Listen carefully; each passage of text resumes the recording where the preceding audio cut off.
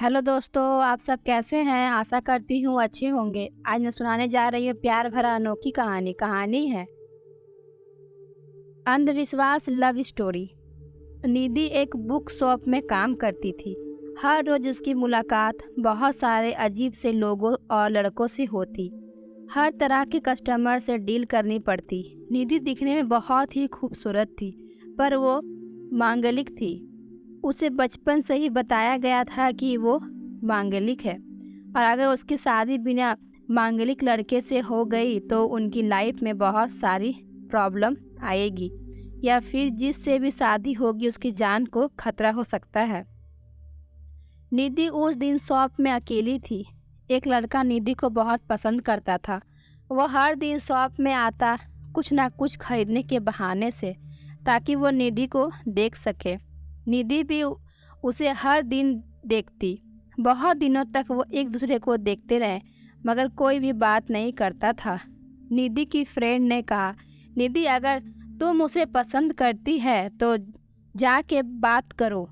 उस दिन निधि ने उससे उसका नाम पूछा। उसका नाम राज था। 2 मिनट बाद बात हुई कि तभी शॉप पर और कस्टमर आया। अब वह हर दिन बात करते। दोनों में बहुत अच्छी दोस्ती हुई। राज ने निधि को कॉफ़ी के लिए पूछा। वो दोनों कॉफ़ी पे मिले। राज ने निधि को प्रपोज किया।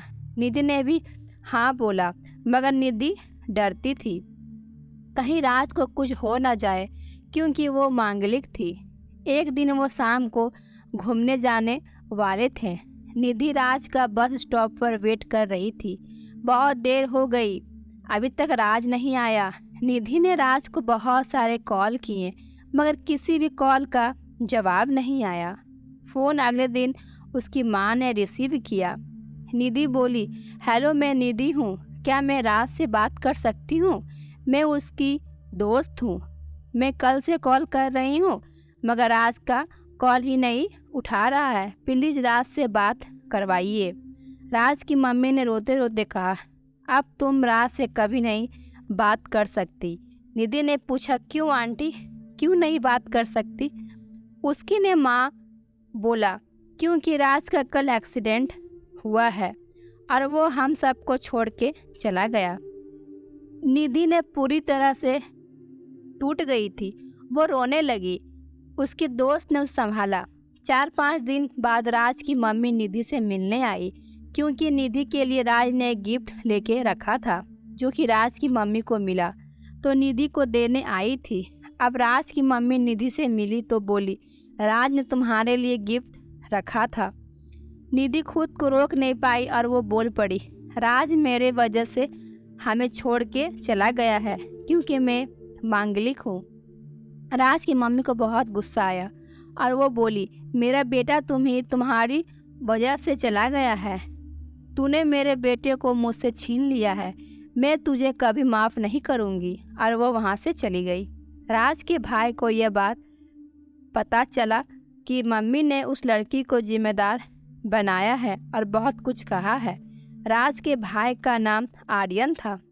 आर्यन अंधविश्वास में बिलीव नहीं करता था। उसने मम्मी को समझाया, मगर वो नहीं समझी। वह मम्मी की इस बिहेवियर के लिए निधि से माफ़ी मांगने सौंप गया, तो उसने देखा कि वो ना ही हंस रही थी, ना ही किसी से बोल रही थी। आर्यन ने बुक शॉप पे निधि से अंधविश्वास पर कोई बुक है क्या ऐसे पूछा, तो निधि की आंखों में आंसू आए।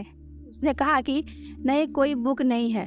तो उसने कहा, अब मुझे मांगलिक क्या होता है इसके बारे में कौन बताएगा? तो वो बोली, मांगलिक? तो आर्यन कहा, हाँ, क्योंकि मैं मांगलिक हूँ ना। क्या तुम भी मांगलिक हो? आर्यन ने कहा, अगर तुम्हें इसके बारे में कुछ पता है तो मुझे बताओ ना। तो निधि ने कहा, मेरे पास टाइम नहीं है, मैं ड्यूटी पर हूँ। तो आर्यन ने कहा, ठीक है, मैं शाम को आऊँगा, और वो चला गया। आर्यन शाम को निधि से मिलने आया। निधि घर जा रही थी।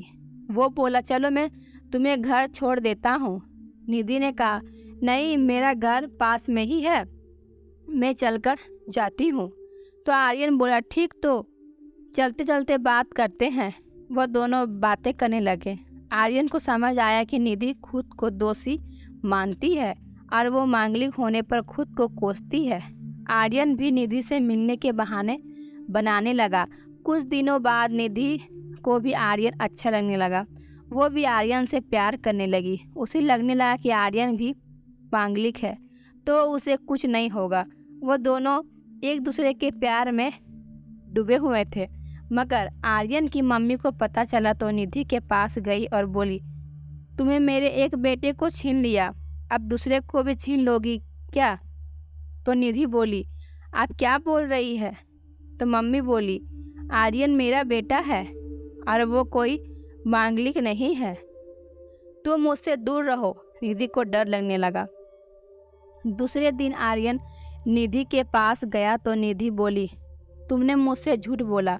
तुम राज के भाई हो और मांगलिक भी नहीं हो, क्योंकि तुम्हें पता है ना कि मेरे वजह से राज की जान चली गई है। आर्यन, वह तुम्हारी वजह से कुछ नहीं हुआ है। राज की किस्मत में ही लिखा था और होनी हो गई, कोई बदल नहीं सकता। तुम यह कब समझोगी? वो बोली, तुम मुझसे दूर रहो, मैं तुम्हें खोना नहीं चाहती हूँ, प्लीज़। निधि कुछ सुन ही नहीं पा रही थी। आर्यन बोला, अगर तुमने मुझसे शादी नहीं की तो मैं अपनी जान दे दूंगा। फिर निधि और आर्यन की शादी हो गई और आज उसकी शादी को 5 साल हो गए हैं और उनका एक बेटा भी है जिसका नाम उन्होंने राज रखा है। तो दोस्तों, ये कहानी आप सभी को सुनकर कैसे लगे प्लीज़ आप हमें कमेंट के माध्यम से बता सकते हैं और अपने दोस्तों के साथ शेयर करें। प्लीज़ लाइक करें, शेयर करें, सब्सक्राइब करें। धन्यवाद।